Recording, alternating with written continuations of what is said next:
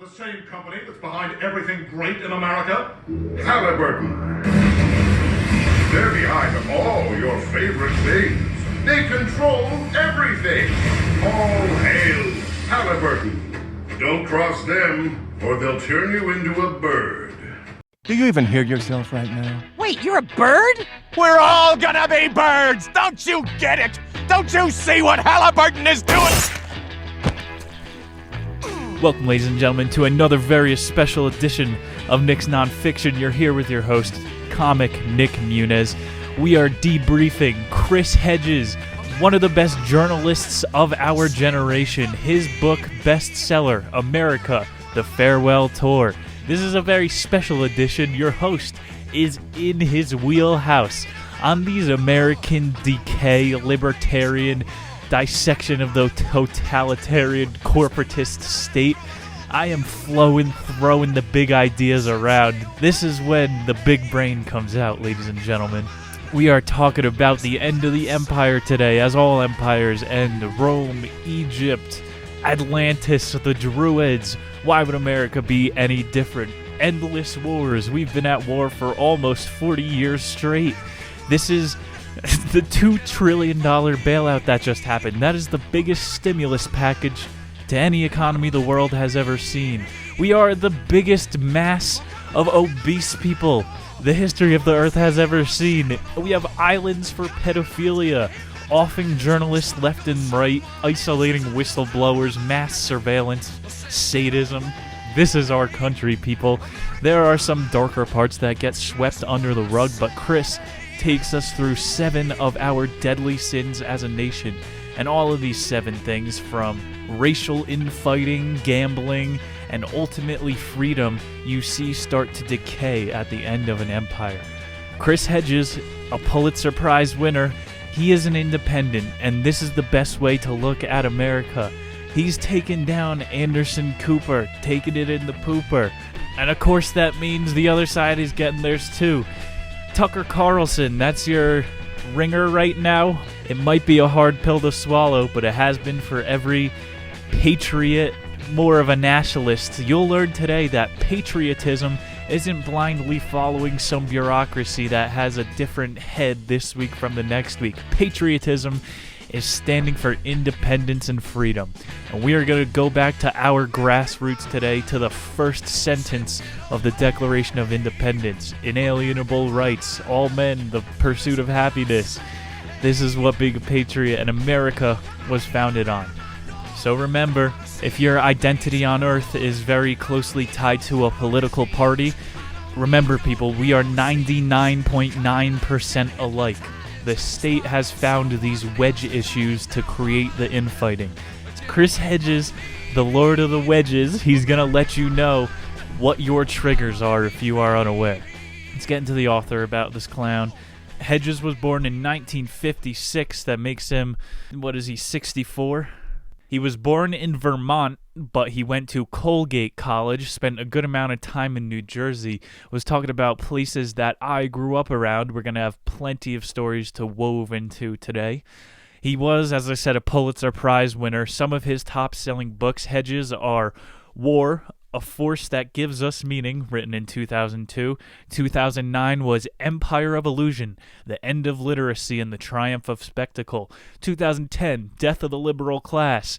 That one was talking about how within the past elections, the popular vote doesn't matter. He was predicting a blue-collar conservative candidate was going to overthrow anything the DNC was putting up.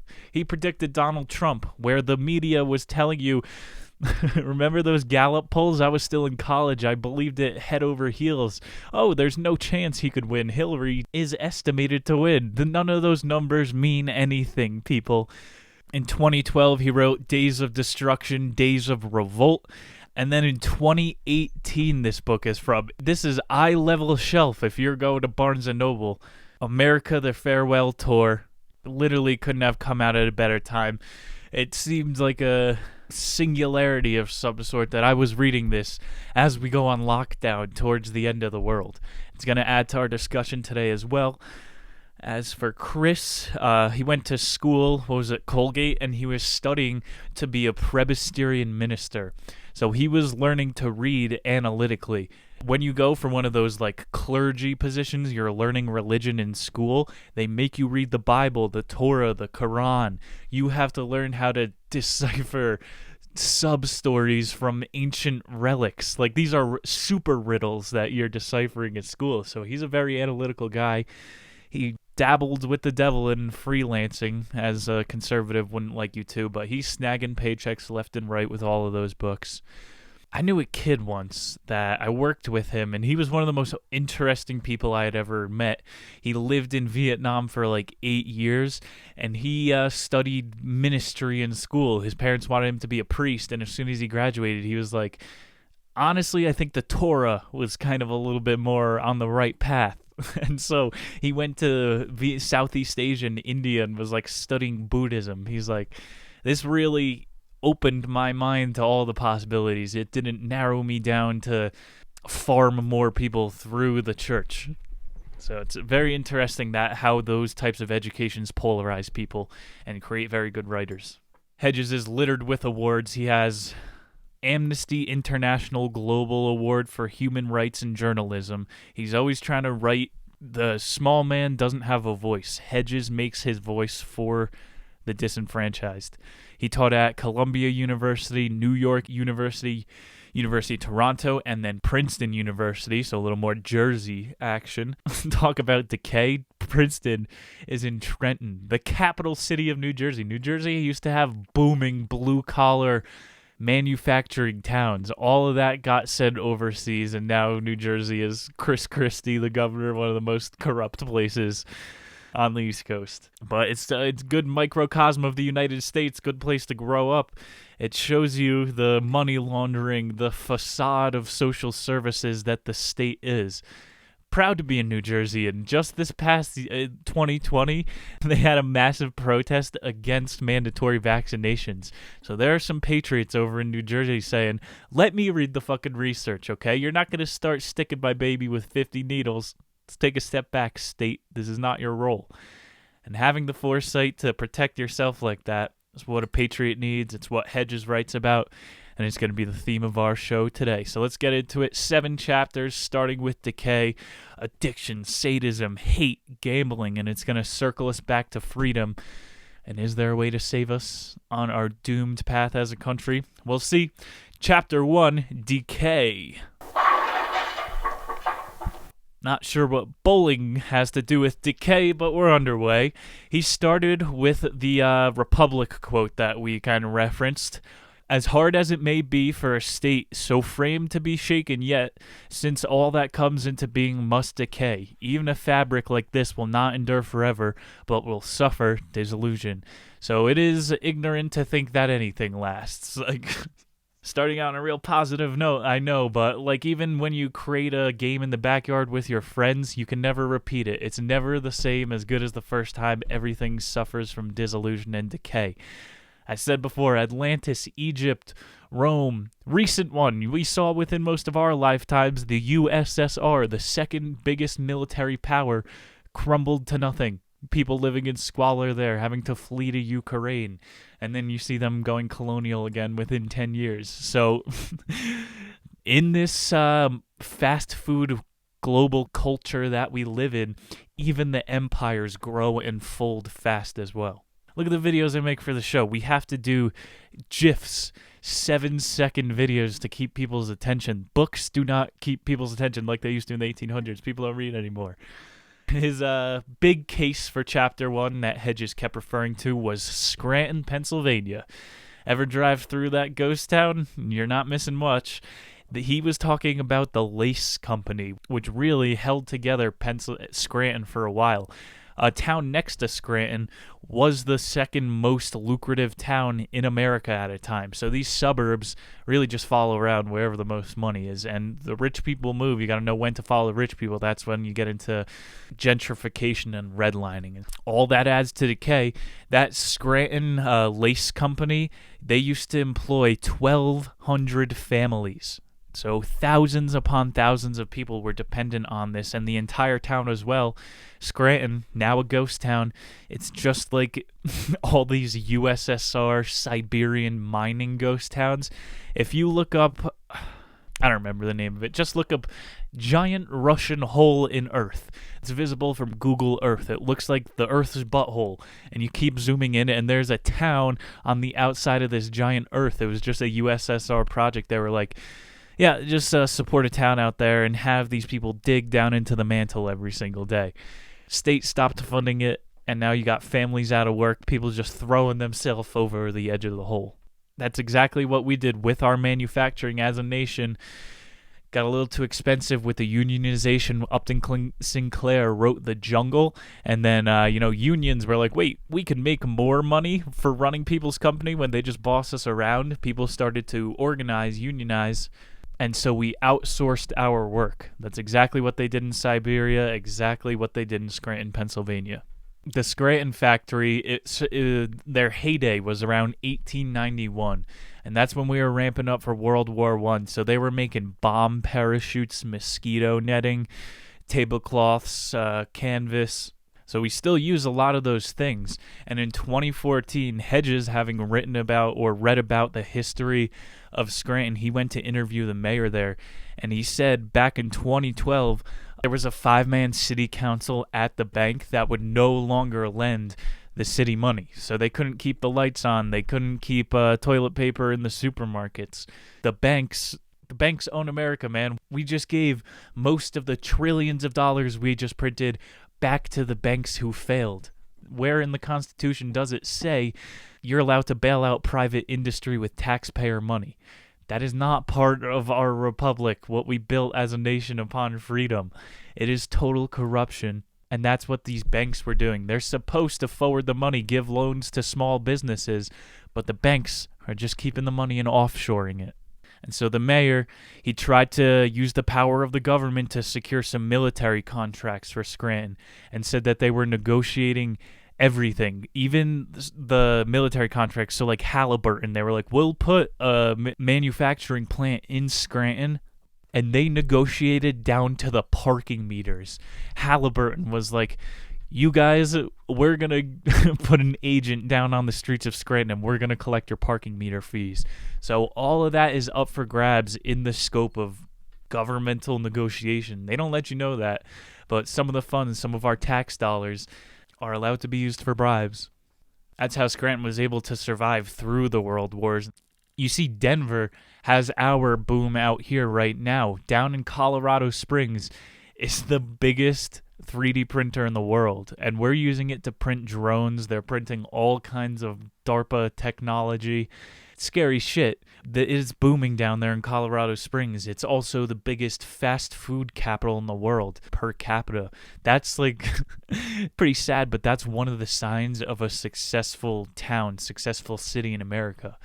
And so you see bubbles. This is how we make money. You prop a place up until it's no longer lucrative and then abandon it. There's definitely a military-industrial bubble here right now, as there was in Scranton in the late 1890s and early 1900s. It's just like how China is building all those ghost cities. Google this one, Paris of China. They have an Eiffel Tower in China, and it's surrounded by like hundreds of apartment buildings that are completely empty. It's a straight-up ghost town. So China is preemptively doing it. They're working on both sides, the front and the back of ghost towns. You've heard the Bohemian Grove in the United States is supposed to be a giant ghost city, but it's for the elites for now, apparently. All of that shit is part of the decay that Chris is starting out with. He moved it over a little bit to the subprime mortgage crisis. He was writing books all around 2008. He watched it go down. A lot of his first books were, this 2008 crash, people, this is not a one-time thing. This is the start of a long con. Once we bailed them out for the first time, you set a precedent. Just like the coronavirus. We're scared of the flu. Government can lock you down now. We set a precedent. I guarantee. The new normal. People are saying next year they're going to fucking lock you in your house if someone you know dies from the flu. Your RFID chip will shut off. Chris stated It's going to be a rolling 10-year spree of crashes and bailouts. Crashes and bailouts. Here we are, 2020. Another crash, world's biggest bailout ever seen. And why do you think Hong Kong, literally the biggest protests in human history were just starting up? Hong Kong, Paris, and in 2008 was Occupy Wall Street. That was one of the most successful protests in American history. They can't let that happen during the next shutdown. Quarantine everyone's ass. Hedges tagged it with a Marx quote. I mean, it's never good to quote Karl Marx, but he's quoting it, saying how dissent is inevitable in capitalism and communism. We know in the show history is cyclical. Marx said, "The need of a constantly expanding market for its products chases the bourgeoisie over the entire surface of the globe."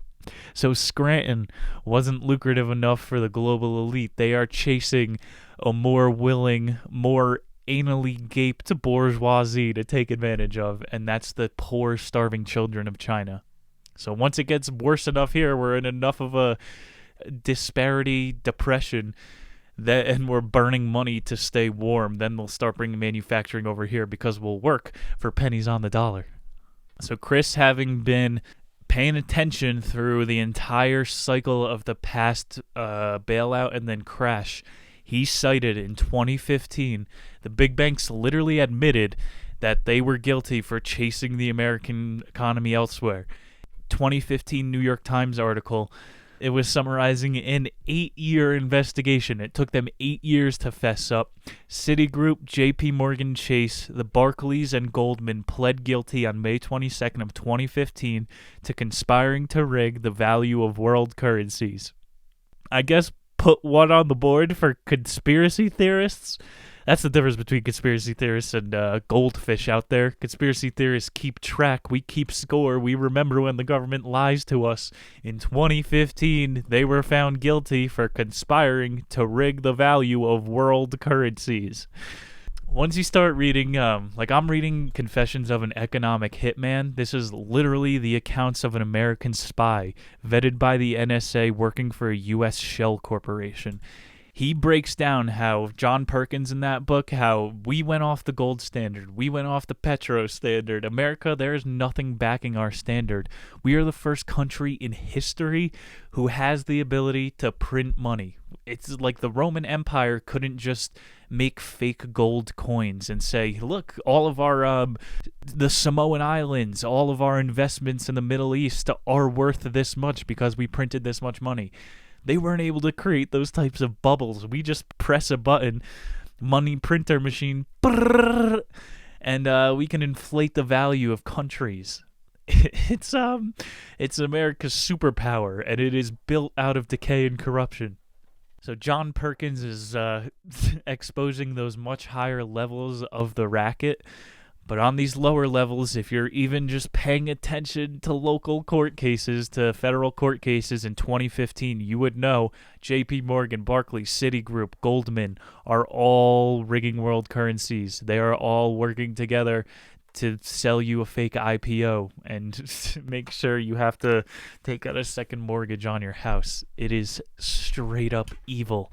Like, why do people, every movie you watch, every story you love has evil in it, and then people get back to the real world and their brain just shuts off because they're scared that evil exists? You have to fucking acknowledge that it is part and infiltrating and decaying our bureaucracy. Stop just saying everyone wants to help you. They might say they're your civil servants, but it is a massive extraction of wealth. We did the basics last May. Go back, listen to Anatomy of the State. Literally breaks down what a state is, what it is afraid of, and what it thrives on. So all of this extraction of wealth to the top. America, the Ponzi scheme where Goldman Sachs takes my minimum wage. I guarantee America, the corporation, flags me for copyright and tries to sue me for just singing that song. As all the money goes up to the top, the working class decays, you're deporting jobs for pennies on the dollar, crime increases, pensions disappear, social services worsen, you see more potholes on the road. Why is Domino's filling our potholes? my minimum wage, a quarter of that gets taken away. Like a tenth of that goes to the state. 0 of it is mixing concrete. Hedges cited curable diseases grow up as things start to decay. We shut down our country's economy because of a strain of the flu. Hot take, Grandma, stay the fuck home. We're not going to shut down the world economy because you got the sniffles. Seriously, we are not even thinking straight as a country anymore. Hedges cited, we're in a new phase of decay. We are in the mass shooter phase. No country has ever made it to this point. No empire has ever made it to this type of decay. The Roman Empire, sure. Romeo was jousting the Montagues in the middle of Venice. Like, there was a lot of violence, but it was over the honor of your family. It wasn't because you grew up hating society and you decided to shoot up your school. Where the fuck is that? That is the symptom of an extremely unwell society. I'm trying to read this Columbine shooter book because that was like the first shooter. I literally live next to Columbine Drive. Littleton, Colorado is like 10 miles away from me. Man, I'm in the state of decay right now. 50 states of decay we got in this country. Hedges had a cool thing I didn't even know in the Socrates wrote about it. The first philosopher, the father of philosophy, said, when a government decays too much because the people emulate their government, we use the government to raise people as a mommy-daddy figure, so we subconsciously act after it. When the government is so corrupt, he was saying, Socrates, in the year -2000, there will be mass stabbing sprees when the average man can decipher the corruption in the state. So this will open my eyes a little bit too, that the average man is not supposed to want to pay attention. Like most people, like I said, want to ignore evil. But that's when the mass stabbers come up. What's that quote? The only thing that needs to happen for evil to persist is good men to do nothing. Oh, I didn't do anything. I'm not responsible for this. If you do nothing while your fucking grandma chokes on a chicken wing across from you, you are held liable. If you watch the beautiful country of America be fucking sold off to globalists like Alexandria Ocasio and you sit and watch Netflix, patriots are going to look at you with a lower light. Decay. So banks are decaying. The real estate landscape is decaying. Chris, being a journalist, an outside journalist, wrote about cronyism in the media. Chris Hedges is a child of the Enlightenment, man. Thomas Jefferson said that the media is supposed to be the opposite arm, the combating wing to the government. You're supposed to be digging dirt up on the leaders. If you watch the Post, that Tom Hanks and Meryl Streep movie, it's all about getting in bed with diplomats and people who have power in the state. I'll bet you Anderson Cooper and Tucker Carlson do blow on their super yachts together. They're just selling the hype, man. It's pay-per-view. CNN versus Fox. They're doing this for ratings. They don't care about informing you. They're pushing you further into the allegoried cave. It disgusts me, man. Remember our fly consciousness as a populace? 2 years ago, Ajit Pai was on the stand. You guys were ready to crucify him because he sold out our privacy. And it's getting worse. Patriot Act 2.0 is being passed under our noses during this corona bullshit. Ajit Pai, he was the CEO of Verizon, and now he's the FCC chairman. The people who get to say who lays the fiber optic cables in your neighborhood. I wonder if he's favoring Verizon contracts now. This is the revolving door of a decaying government. That 2015 study about Goldman Sachs and the Federal Reserve, those people are taking jobs, making sure they don't fail. If you start Colorado Union Bank, if you start fucking Joe's hot dog stand, you have to pay fees as a startup. Apple offshored $2 trillion tax-paying dollars within the last decade. Okay, that's supposed to be in the system. That's supposed to be trickling down to the small businesses. Again, the decaying state of America, of any fucking totalitarian state, you socialize cost and privatize benefits. They take our fucking taxpayer bailouts and they privatize their money in Swiss banks. There was a fucking crazy stat that Chris had about in 2011, the New York Times, the Atlantic, and the Washington Post, the most renowned press media sources in America, they only had 500,000 subscribers. So people are pretty checked out. This is also what happens at the end of an empire. People start, like we said, the average Joe learns to distrust the media who is lying to you. Only 500,000 subscribers. Think about that. The biggest podcasts in America right now are getting 15 million downloads per hit, per show. That's per subscribers a month. So some of these guys are getting billions of views. You have more influence than the state. No wonder you got to shut down freedom of assembly, the First Amendment, for a little bit. They shot themselves in the foot. Let's keep doing 3 studio sitcoms where it's all fake. You can fool people with a false facade for so long until they want something real. And sometimes that's a real economy, too. Let's cite some Dostoevsky. That conscious man, the person who's observing the story around them, is always going to be in the minority. You're never going to get 60% of people that are awake. And in our beautiful democracy, as long as 51% believe something, you can force your will onto somebody. Here's a description of democracy you don't get very often. Me and my buddy are going to come over to your house and, we're just going to take a vote. We're going to vote on if the 3 of us can take your money and split it up evenly. Of course, you're not going to want to vote for that, but me and my buddy got a 2/3 on you, and now your money is ours. Welcome to America. So the 51%, which is really more like 95% of Americans, are still embracing the Kim Kardashian, all that fucking garbage. Something cool about the Kardashians is you don't know to look for these things until you read a book like Confessions of an Economic Hitman, but the Kardashians' floor in their house is the same flooring they use at every free Masonic lodge in the United States. Little predictive programming, a little bit of psyop brainwash going on. It's cool when you know what to look for within the state-sponsored media.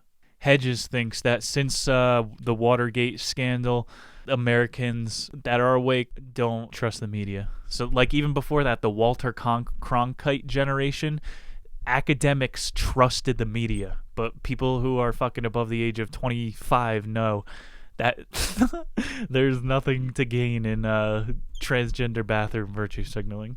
Hedges cited some of the best authors of all time, George Orwell, Aldous Huxley, and then a 50s media writer, Hannah Arendt, about collective psychosis. It's hard to explain. Go take mushrooms. Unless you're outside an independent writer like Chris Hedges is, you are totally blind to the collective hypnosis of the society. You are in the stream. You got to exit the river to be able to see the way the stream is flowing. And what all these great writers would say is the further you get in a totalitarian state, the further you are from truth. Just like 1984, doublespeak. You can be arrested for saying something that can be interpreted as something else. The fucking Ministry of Truth, dude. It's a department of the state that is made to manipulate the minds of the people. Does that sound a little like mainstream media? In 2014, Obama threw habeas corpus out the window. And I mean, you didn't hear anything about Obama. This guy flew under the radar for 8 years, whereas Trump can fart and it gets picked up on a parabolic microphone. Obama, he literally did away with due process. You can be detained indefinitely on American soil as a citizen if you pose a domestic threat. So literally all a cop has to say is you're a terrorist. Fucking a lady, I think she got the death penalty. She went to a supermarket and they said that she coughed on $10,000 worth of food, and she is now being detained as a domestic terrorist. This bitch could be put in fucking Guantanamo Bay, be waterboarded and electrocuted, man, for sneezing in a grocery store because we do not have due process anymore. And of course the media story was, oh my god, fear, look at these people are going and sneezing on fruit on purpose. They're trying to raise your anxiety levels so they can manipulate you more. this sets a precedent. Like, you're going into a supermarket now and there's fucking cops in supermarkets and you don't say hi to them because you don't respect this pig who is enforcing his will on people picking produce. He can detain you, throw you in the back of his paddy wagon if he doesn't like the way you looked at him. This guy gave me a bit of a 1,000-yard stare, you know. I don't think he's stable. Let's bring him in for questioning. That's possible, man. You don't have fucking rights in America anymore. It's very, very scary. I didn't think that I would be alive in America to watch the First Amendment deteriorate. That shit is making my skin crawl as I speak to you over many miles. That's fucked. That's why I'm trying to put my voice out there. What did Dostoevsky say we just learned? God gave you a tongue to speak dissent. Speak for those who cannot or do not know they are being taken advantage of. So let's wrap it up. As every empire reaches a state of decay, literally why Jesus Christ got lynched, man. Jesus was saying the Romans were creating a debtor's prison. Exactly what America is doing with these like student loans, taking an 18-year-old and putting them in $300,000+ in debt after interest. That's fucking criminal, man. You're taking an indentured servant, an 18-year-old slave. Chris's quote was, "Wealth isn't created by manufacturing or labor. It's made by manipulating currencies, debt ponage, and bullshit jobs." You saw, man, I made that broadcast last March.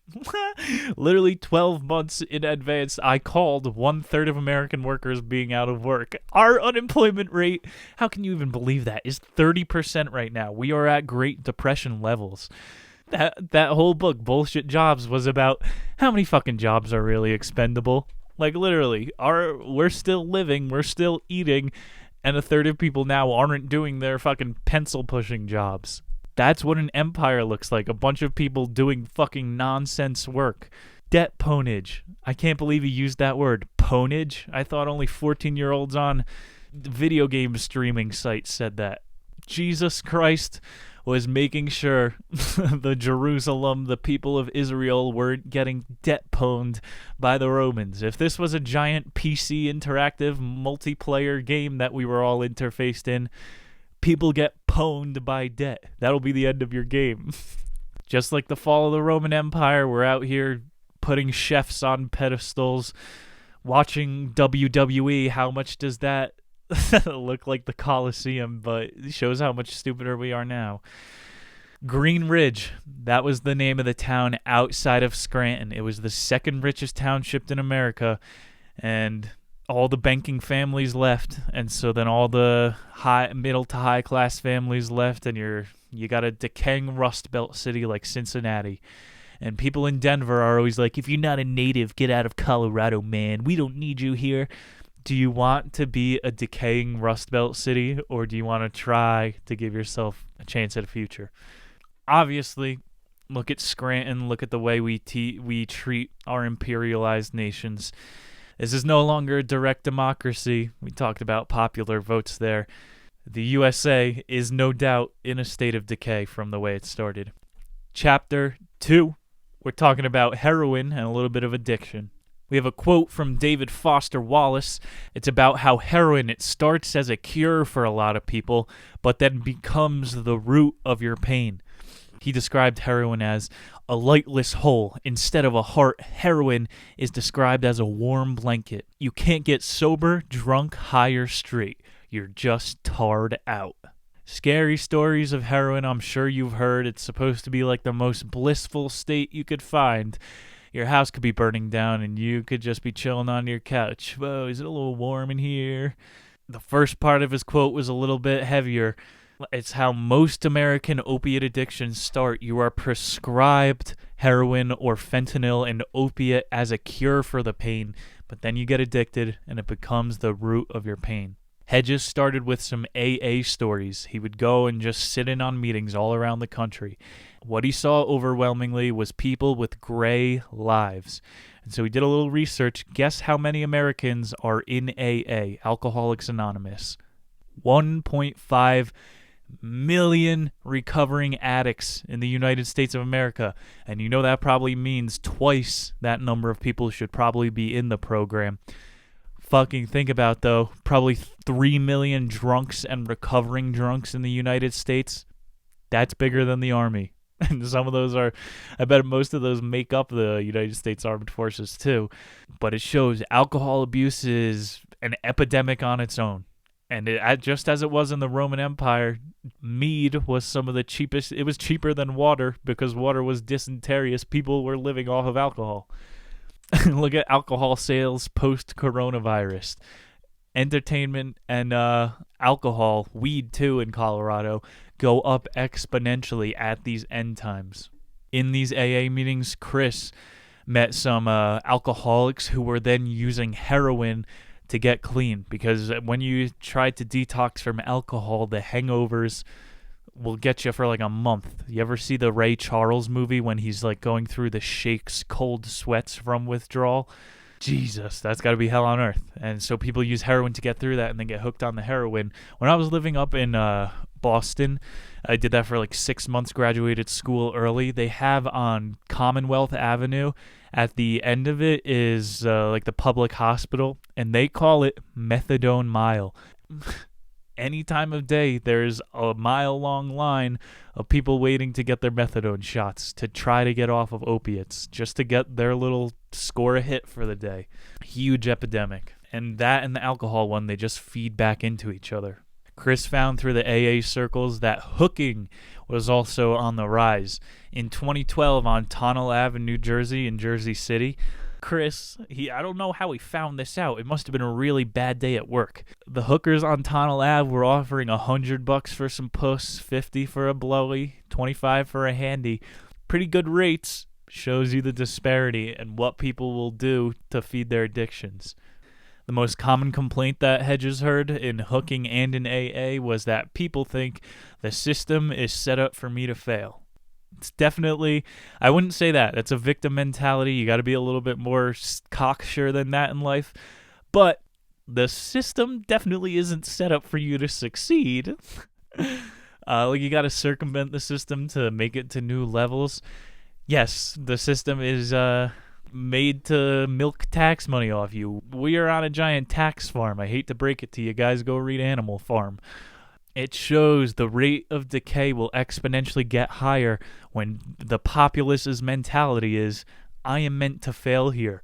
America was built on psychopaths that said, hey, I'm living in this country in Europe, wherever you're coming from. I have my church here, my family, my loved ones, my house, and everything I have known to love.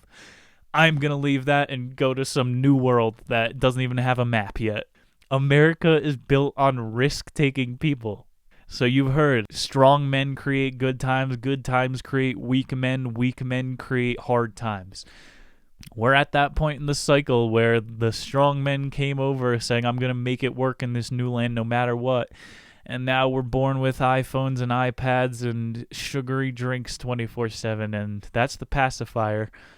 People are telling themselves, well, it's just set up for me to fail here.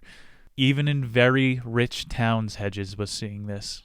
Hedges attended a funeral in Edison, New Jersey, and he painted a picture of a young girl up on the Rarity River in New Jersey. There was a young high school soccer player, a girl. She got an injury in a high school game, and they prescribed her a mild opiate. 1 year later, at a house party in the town, she died of an overdose. Jersey boy right here.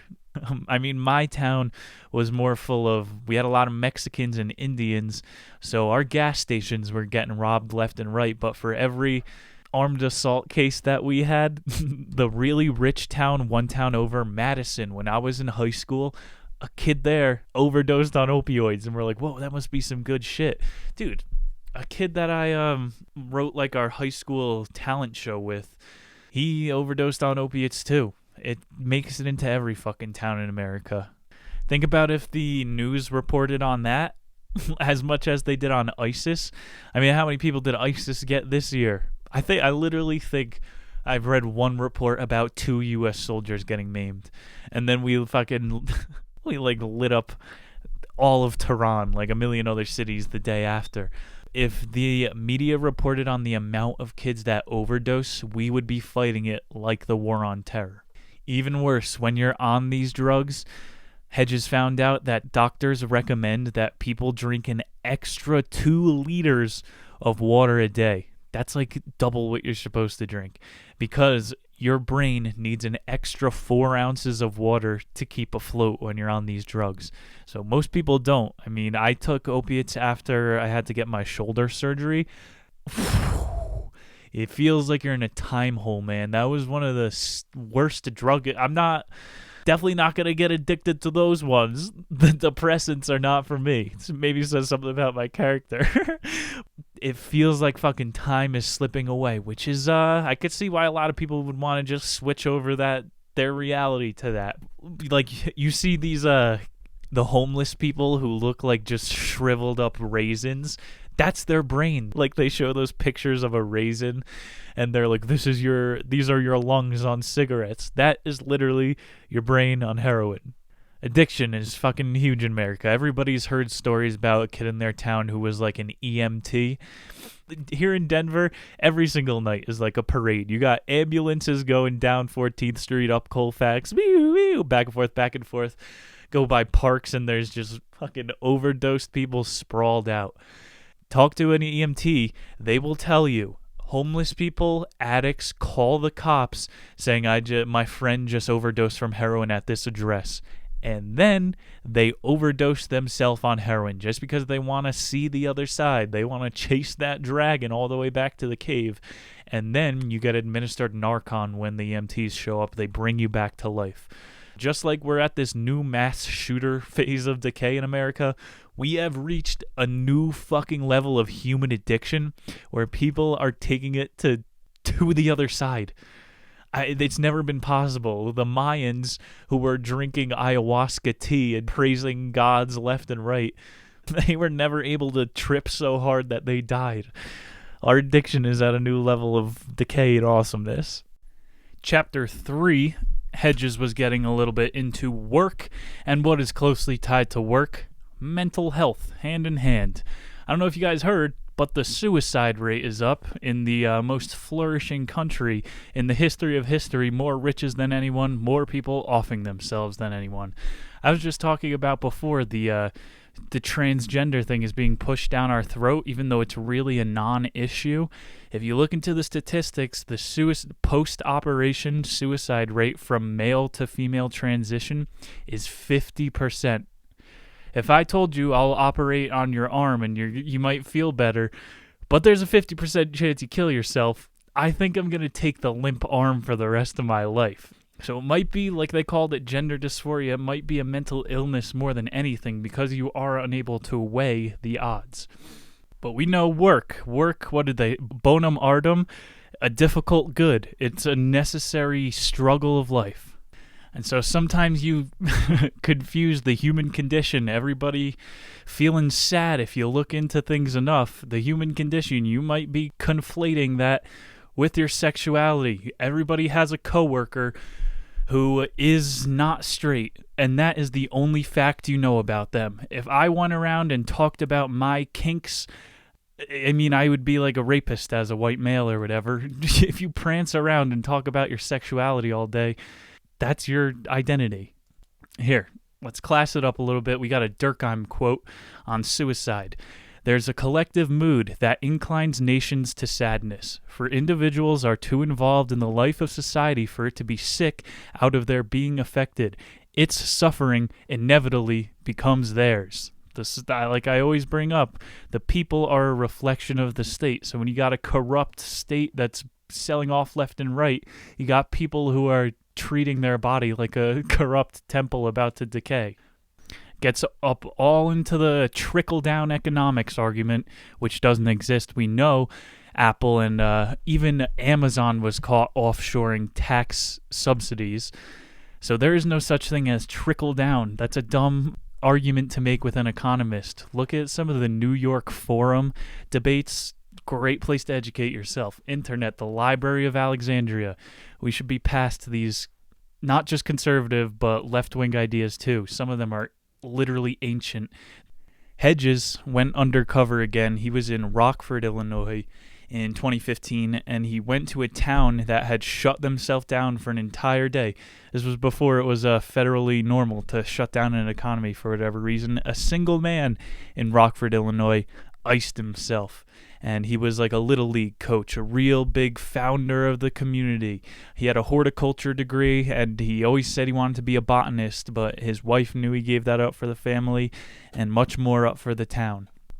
And he was really involved in that political landscape down to the zoning board in the town. And apparently he was a little too butthurt about the end of the 2016 election. So it doesn't even have to be work that puts people in these dark places. Like I said, it trickles down from the top. Stat he had in America, this is the farewell tour, baby. Every single day, 120 people commit suicide. 95 of those are male. That's our male privilege. Just we carry that around on our backs all the time. It gets to be too much. And 5 of those people who kill themselves a day are veterans. So not even ISIS is killing 5 soldiers a day. We are doing much worse to ourselves. We learned a lot of Durkheim in my criminal justice degree, Emilio Durkheim. He knew decay on his own scale. He said it starts with churches, and then you get resolved, boiled down to your families, and then the families are gone. We're stuck with single moms raise like a third of kids in America. And now you're seeing like Zoomers are growing up to be 40 years old and they don't have a spouse. They're still swiping for matches on Tinder. Durkheim never had the ability to swipe, but he still saw what would make you happiest, much like Fyodor we learned a couple weeks ago. In 2018, when Hedges released the book, he checked back in with Rockford, Illinois, and now once every 10 days someone kills themselves in that town. So even in these like decaying Rust Belt towns, as work goes down, suicide rate goes up. They are very closely correlated. Chris had a cool one to wrap up the work chapter about in 1937 there was a GM General Motors strike, and it lasted for 44 days. The police set up a siege. They like barricaded the workers inside the factory. And on the 44th day, because they were saying, well, let them stay in there as long as Jesus stayed in the desert. And these GM workers had a strong will until on the 44th day they were gassed out. They just threw tear gas into the factory. The guy was willing to gas his own factory to get a new crop of workers. That's how expendable labor is. At that 1937 strike, the workers did get a 5% raise and were allowed to talk to each other during lunch. Imagine that. They weren't allowed to talk to each other during meals. It took 44 days of silence to have that privilege. It's a privilege to talk to one another when like you hear about these Amazon warehouses nowadays. Entropy, it gets worse. Now they're only allowed to pee in bottles. You don't even have bathroom breaks. Hedges said that unions have become corporatized in our state of decay. I worked for ShopRite when I was like 14, and they made me join a union. I was paying union fees for what? For guys to come up and use their EBT stamps while I put a banana up my butt for sustenance. I mean, what were they? How was I being benefited by this union? They would have gotten another 14-year-old to work for minimum wage. Didn't get me any more money. He had a lot of quotes from just blue-collar workers across America talking about it's not what it used to be. You used to be able to have a family, take them on a vacation, have a couple cars on a factory job. Now you have to work several jobs on top of that Amazon warehouse. In 1894, the Pullman Railroad Company, they had a 100,000-man strike, biggest in the U.S. history. And unfortunately, they didn't have the same luck as the GM kids. Pullman, the company, was able to consolidate with 4 other big railroad players at the time, and they crushed the union entirely. Again, swapped a new crop. So sometimes the big guys win. More often than not, I would say. That Pullman union, they actually put the workers in debt. They said, you guys were on contract. We expected this much productivity out of you. Now you guys have to work 4 times the amount of days for free. Otherwise, we'll just get 4,000 new railroad workers in, some Asian people that we got hooked on opium to pound the steel spikes into the railroads. And you see that's how half of them were built, but half of the men just bent over at the waist. You have the power to socialize in America. You can create a union that is not yet corporatized. This will give your work life a whole new meaning. Bonum Artem, how we started. It's a difficult necessity of life, but the more you can band together and suffer with the other people in the trenches, the more that suicide rate is going to drop. Chapter 4, we are moving into sadism. This was a wild chapter. Hedges, the investigative journal that he is, flew all the way out to San Francisco for this part of the story. The San Francisco Armory. It used to obviously hold all of our munitions to protect the West Coast, but nowadays it's the home of the leather daddies. The San Francisco Armory is now the home of kink.com. When Hedges was there, he said they had a literal leather flag flying above the establishment, leather pride flag. Where do you get red leather, yellow leather, blue leather? That's how I warm up for the shows. The armory, though, it was vacant for 3 decades. Taxpayer money. We built an armory and we didn't use it for 30 years. It was a $14 million building. We were making bullets there, and now they're pumping out dildos. You ever see that meme? Somebody has to go and paint the dildos every day and then go home and keep a straight face to their family. Another deteriorating factory job. Hedges attended, they do classes out of the armory for kink.com. He went to hot and heavy humiliation.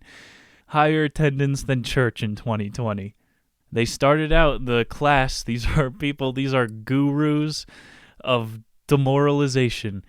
They told him sadism gets in people's head, and it's a subculture of seeing how far you can venture.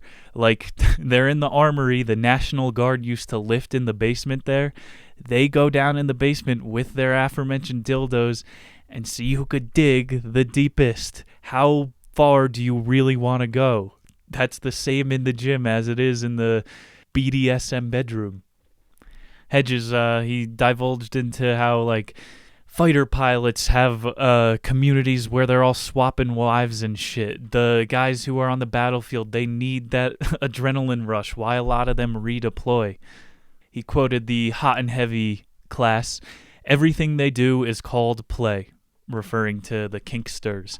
Everyone still respects one another. At times, participants would mail each other band-aids and other symbolic items as scare tactics. And in the class, he learned all of these things are to build the anxiety, which make for a better release. Like how all of our collective anxiety is going up with this flu. Right before depressions create collective anxiety, war is what comes out of these things usually. We don't get to have an orgasm at the end. We blow it up with explosions. Hedges interviewed a couple special forces guys because BDSM, very close to torture. You might get a Middle Eastern terrorist, bring him back to Guantanamo Bay, and it winds up he likes being whipped. He'll never give you information on the infidel. In Guantanamo Bay, they put people in wet clothes and just let them sweat in their jumpsuits for weeks on end. When a person's uncomfortable, they're more easily to be broken down. They would push the prisoners backwards, have them blindfolded, and a person catch them at the last second. So a trust fall without thinking there's anyone behind you. They would push someone against the wall, just punch right next to their face for intimidation. You've seen the pictures of literally people being tied up and electrocuted, dogs being used to scare the people in the prisons. Crazy one was they put a cellophane bag on the prisoners' heads and made them watch themselves gasp for air in the mirror. So humiliation, again, we're crossing the line. The craziest case that I had that they did over at kink.com, they divulged to Chris, they put a lady in a mud coffin. A coffin, filled it with mud, not even cold dirt. She's drowning in mud in a coffin. They nailed her in there for 15 minutes. Imagine how hard that lady got off. Like we've learned in some of these psychological books, it feels good to have something to worry about just because then you have something going on in your brain. So these people have hacked that part of their brain. Like Dostoevsky said a couple weeks ago, those who find pleasure in humiliation are free from the human condition. And so more people are going to turn this on in their brain and take shelter in this sexual shell, as Betty Friedan would say. Further, in the state of sadism, he met with Hedges, a bunch of porn writers and producers, and he was just saying how they are the most lucrative business in America. They make up like some of the biggest pie chart after war and pharmaceuticals. But he also, those execs were letting them know, a lot of the people who are holding shares in Pornhub, the CIA holds shares. They also hold shares in pharmaceutical businesses. They told him they basically own the dick pill industry, which, it was supposed to be, Viagra was supposed to be a heart medication in the 40s, but they were giving it out to old men. And they're like, is that supposed to be happening down there when I take this thing? And they're like, yeah, it's not really heart medication. It's a boner pill. They didn't do it on purpose, but then they just switched marketing and kept it in everyone's Monday through Friday pill thing. Now it's a part of our society. You see, like, people advertise Blue Chew all the time. I should probably keep the name off the show, so if they want to sponsor eventually. Young men are getting addicted to that shit. I know people my age at 23 who cannot have sex without performance-enhancing drugs now. That's some infiltration. And then kink.com was saying the way that they're able to stay relevant, because now, look at coronavirus. Everybody has free porn now, too. We're being quelled more than ever.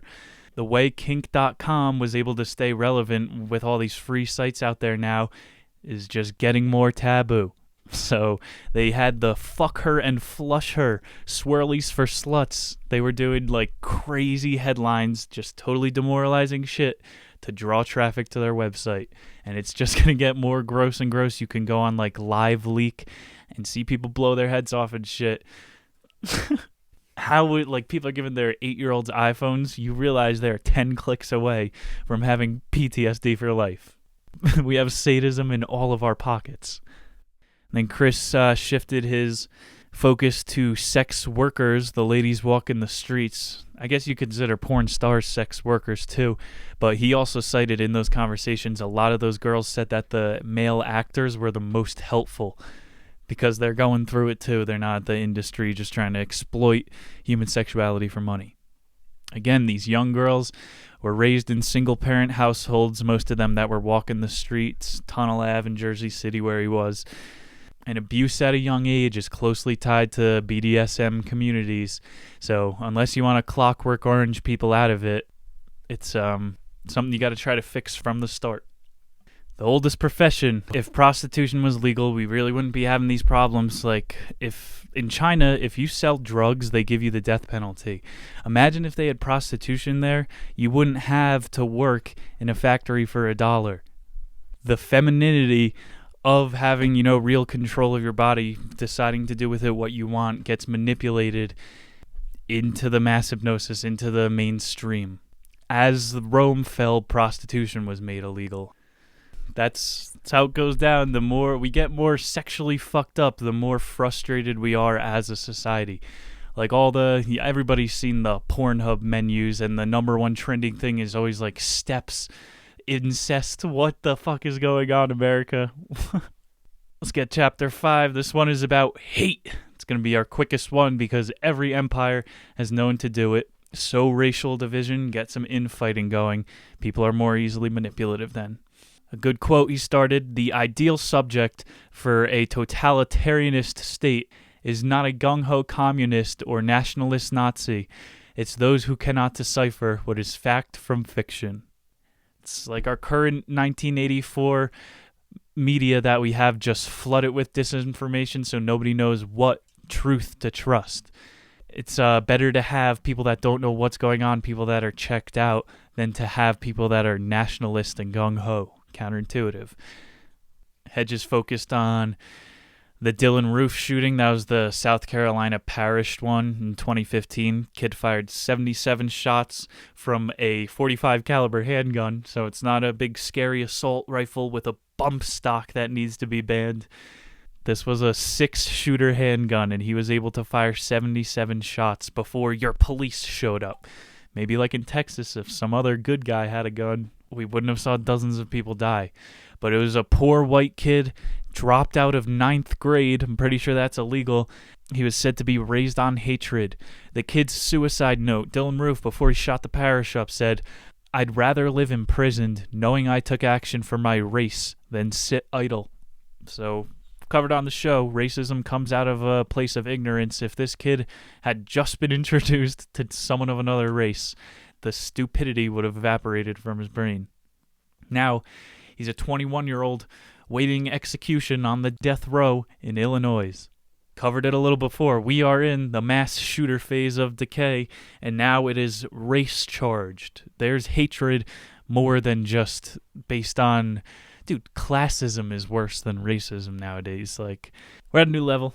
It's nuts. He went into some more of the figureheads who are peddlers of hate in our society. You got the Milo Yiannopoulos, Ben Sharpios. They're like expert trolls. There is a business in hatred now. That's what happens when you see people are feeding into it. The reports of negative comments online go up every year. So violence goes down in the real world, but what is that a symptom of? People are not feeling heard, I guess, where they have to lash out online. I know this firsthand from the comments section. I'm sure you've all seen. In any media, you learn that the most vocal people are the most upset. You've seen the memes. It's an idea of our society. Karen needs to speak to the manager. It's always the people most upset that'll speak out.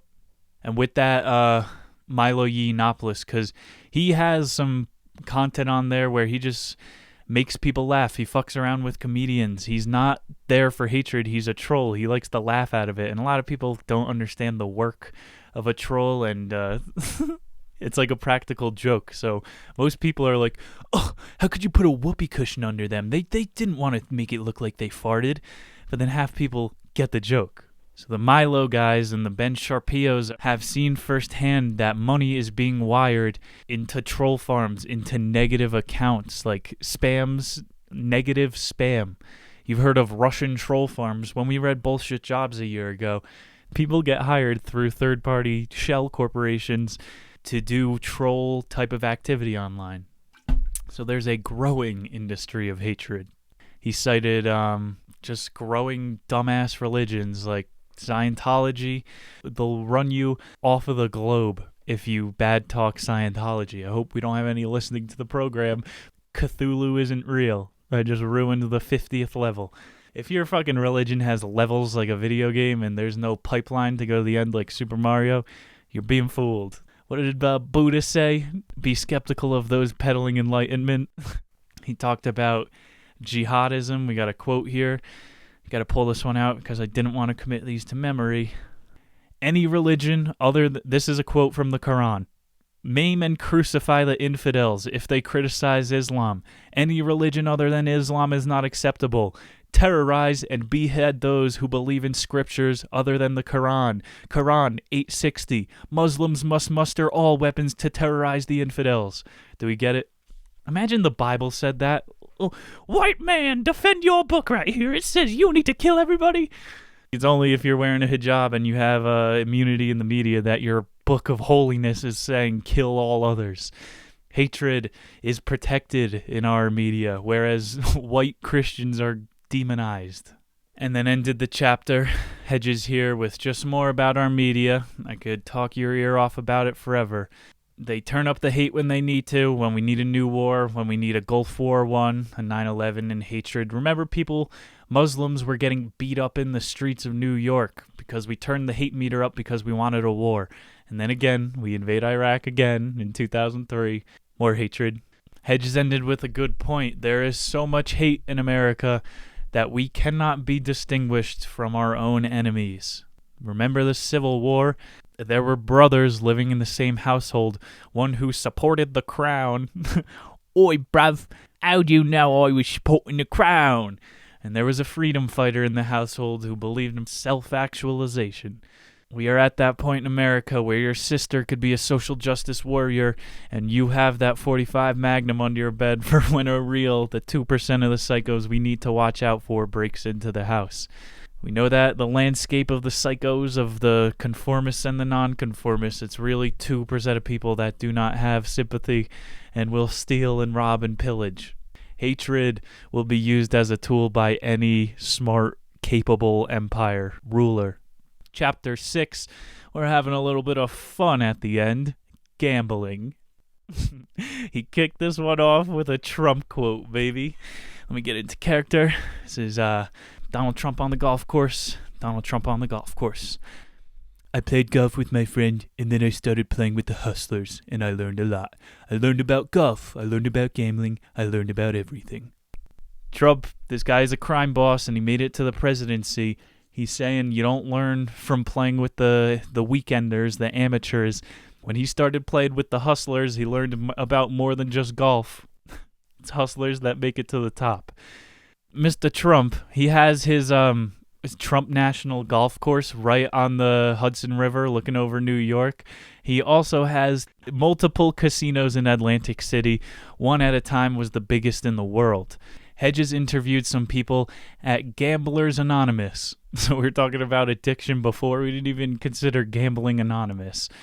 But gambling is its own thing. It has been, like, there's always been the saloon, a place where you could go and try to double your stash. Bet on 2 Roman prisoner fighters. Gamble. Ahmed was so addicted to gambling, he would gamble all the way through the night. He eventually gambled off his car. What other business can you go to and pay with your car? You could, like, give them the deed to your house, and they'll let you play a couple more hands of blackjack. Eventually, he had to mortgage his house, Ahmed. But Chris saw the pathology behind the guy. He was always thinking in terms of his next win. He didn't even calculate his losses. If you even have a buddy who bets on sports games, they'll never tell you about a loss. It's always made big bucks this week, and then they go dark for a few days. Oh, did you hear about the big win? Posting pictures on Snapchat or whatever. It's just like how Trump does it. Guy had to file for bankruptcy a couple times. He doesn't care about the losses. He's thinking in terms of the next win. Okay, the money game didn't go too well. Let's go for power. I'll be the president. Ahmed now owes the IRS thousands of dollars. He finally paid it off in 2014. Not a good story, but that's millions of Americans winding up like Ahmed. So the Trump Taj, we're going back to Atlantic City. The Taj Mahal, Trump's $1.2 billion casino. It's how much it cost to erect. It was the biggest casino in the world at one point. Michael Jackson did the concert to inaugurate it. Had a good 15-year run in 2006. Casino went under, and 3,000 people were out of work. So, of course, he got a bailout from the state just like Scranton. He worked out some toll booth fees. Just like the games in his casino, that $1.2 billion to build the damn place was a flop. Gambling is about creating an illusion, just like economies.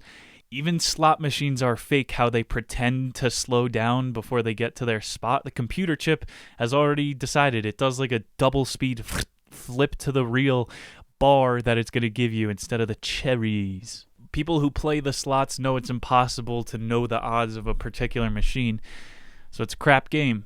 Unlike craps who you know you're being conned. That's like wrestling, Vince McMahon.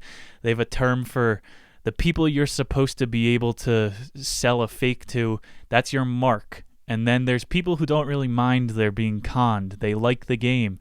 That's the smart mark, the smark. So the smarks in the casino are the guys who just like to go play craps and drink free drinks and get girls to shout, see some boobies while they're bending over and throwing dice. So if the illusion is good enough, you'll have all the marks and the smarks in your casino. You got the dealers are in their tuxedos, adds to the illusion. The more you spend, the more they throw on your comp points and a better room you might get. In all the casinos, this was a cool stat, there's never a right angle on the carpet of a casino because they don't want you to stop and think about where you're going. They just want to lead you into more machines. Even the sight line in casinos are not supposed to be more than like 30 yards. It's supposed to shut out all outside artificial light. There's no clocks anywhere. They're putting you in a weird limbo. Go watch Fear and Loathing in Las Vegas when he's tripping on mescaline and LSD in the casinos. It's one of the best interpretations. It's just like a damp, closed-in, claustrophobic den. That's the point. That's how grocery stores, malls, a lot of commercial places are modeled. So then what happened in 2016? Old Daddy Trump, the Taj Mahal was bailed out after that first flop, and it went under again. Had to file that one for bankruptcy again, and this time 7,000 people were out of work. So, I mean, who really cares? It's this guy's money. He could spend it on whatever ventures he wants to. But remember, he's putting tens of thousands of people out of work with these gambles. In 2016, America lost $117 billion gambling. $70 billion alone was the lottery. You've heard before, the lottery is a tax on stupid people. I would say it's a tax on hope, maybe a little more kind, but how many people win? And you've seen the state of decay. George Soros and people he's known have won the lottery several times. That's how he paid off his ranch in Utah. Watch that movie, The Island. That one is like an extrapolated piece about all of us hoping to get our organs from the lottery. It's about it all being rigged. So we have this new ludo-capitalism where everyone's making money off of their schemes and games of bubbles. And I had here, as we get to the end of the chapter, the CRDA, the Casino Reinvestment Development Authority, gave that Taj Mahal $88 million. So $88 million, which we didn't even know the CRDA, who's funded by taxpayer money, has hundreds of millions of dollars to bail out casinos every single year. So he got money to put more people out of work again. And now the casino, after 2016, it's still open. Its operating cost is $1.3 million a day. I mean, with even the best club in New Jersey, the clubbing state that it is, I don't know anybody that's making $1.3 million a day. If you look at the books, you're going to see it's inevitable that there's more crashes to come. Adam Smith quote to end it: "Profits are often highest in nations on the verge of collapse." This is what we've done in our country's history to Indonesia, Ecuador, Panama, Afghanistan, Saudi Arabia. We've tried a million times with Iran. They've been on the verge of collapse for decades. Look at, we're knocking on Venezuela's door, waiting for them to collapse, throwing money into their shell corporations. It's most lucrative at the end. That's why you might be listening to the entire show going, "This kid doesn't know what he's talking about. The economy is booming." It's all funny money. These are numbers you have to be able to evaluate high to keep on playing the game. If you're a stock trader, you'll know from quarterly earnings reports, people are always going to overvalue. Unless some bad news came out about you, where like a coronavirus, they caught you eating bats and you got to take a hit for a little bit. If there's no proof, you keep saying you're doing better. And that's how people treat life. That's how economies work. And unfortunately, when you're a multinational bureaucracy, it fucks with millions of people's lives. That'll take us to our final chapter, the most important part of our decaying, beautiful nation, Freedom, Chapter 7. This one kicked off with a George Eliot Willard Galen quote: "The few must maintain the illusions of power over the many, because if they unite, they are always more powerful." Other quote: "The warden's job is the maintenance of order, not rehabilitation." Like I said before, the warden's trying to get his hands on the black market of the prison. He's not trying to get you home to your family in time. That first quote, "The few must maintain the illusion of power," they have to tell you, call the cops on your neighbors who aren't abiding to quarantine. Because if all of us knew we were more powerful, we could have dealt with this issue much better. Everybody would have been at home. If everybody made 3 surgical masks, that entire fiasco would have been avoided. If we had a more collectivist mentality, you could overthrow the tyrannical few at the top who like to see you suffer. They told you buy the masks, and then they lied to you and told you don't buy the masks because we're running out. They will lie to you. They will tell you that masks do not keep you safe when it is convenient for them. So the best thing you can do is not abide orders blindly. It's thinking rationally, thinking free. Like Steven Pinker, fucking renowned author, psychoanalyst, says, as things, entropy goes on, as things get deeper, as humans get older especially, we defer to authority more. You just fucking throw your decisions to the side. Yeah, government will take care of it.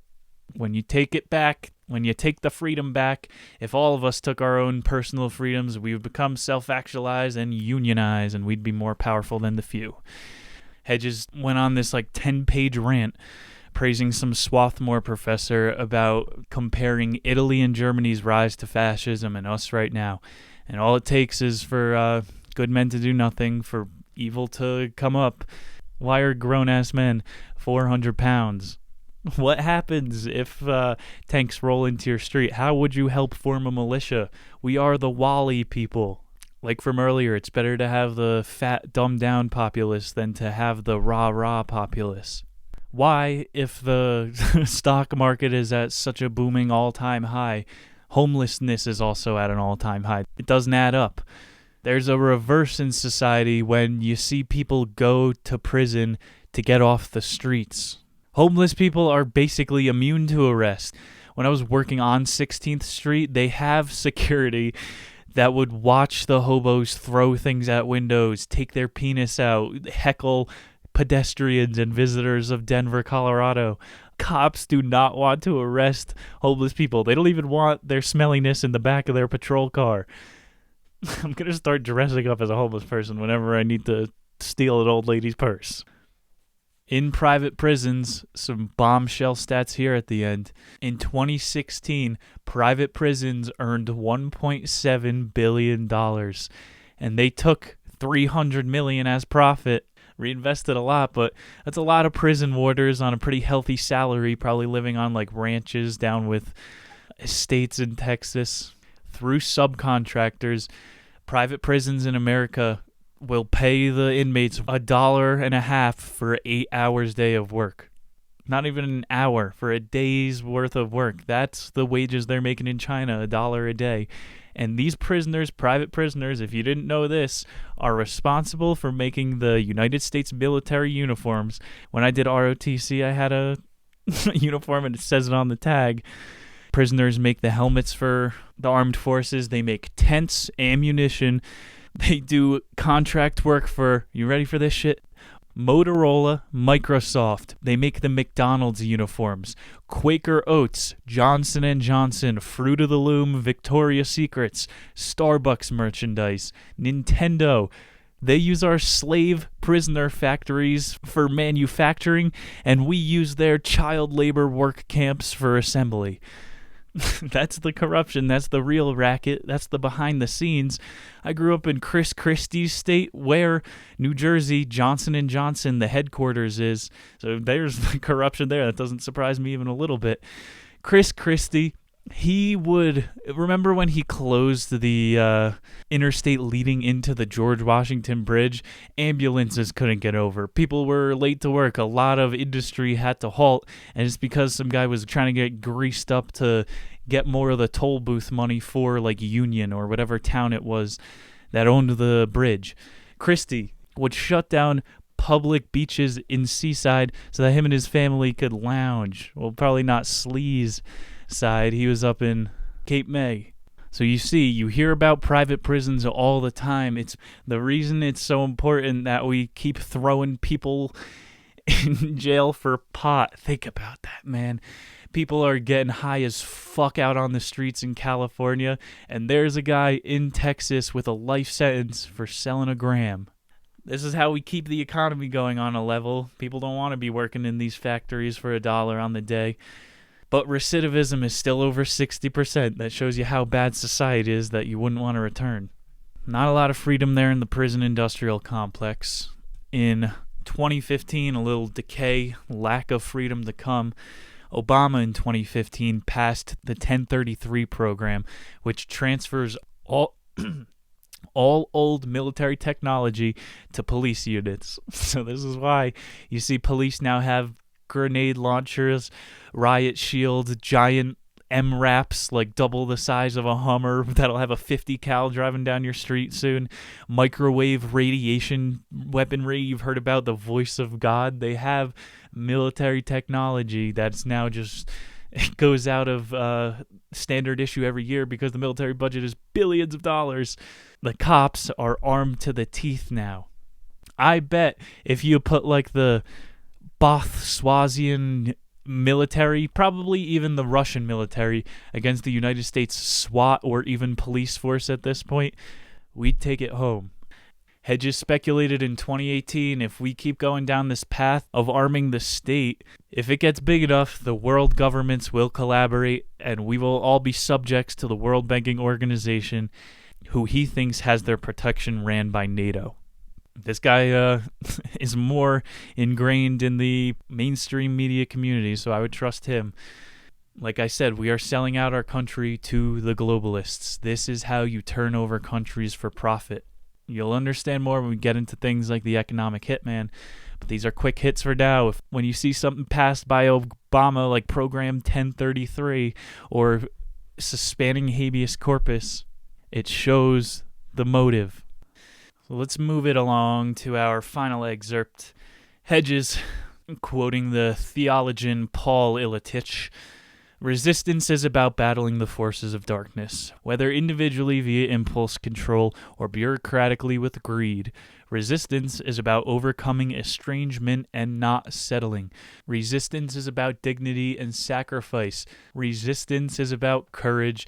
It is about freedom. It is our capacity to love. Resistance must become our vocation.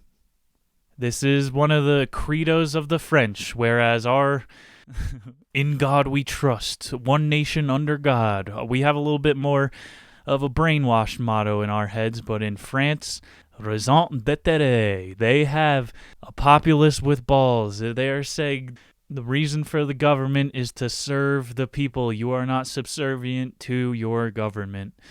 An anonymous Russian cliche we have. On death row, all who rebel against empire are comrades. Again, beautiful quotes. We'll end to how we started it. A true patriot stands for independence, not for the power structure of the day. There it is, ladies and gentlemen. America, the farewell tour. We are truly in a state of decay. Addiction, work, suicide, sadism, hate, gambling. Hopefully one day we will find our way back to independence, freedom, and manifest destiny. Thank you guys for tuning in for another episode of Nick's Nonfiction. I am your host, Nick Muniz.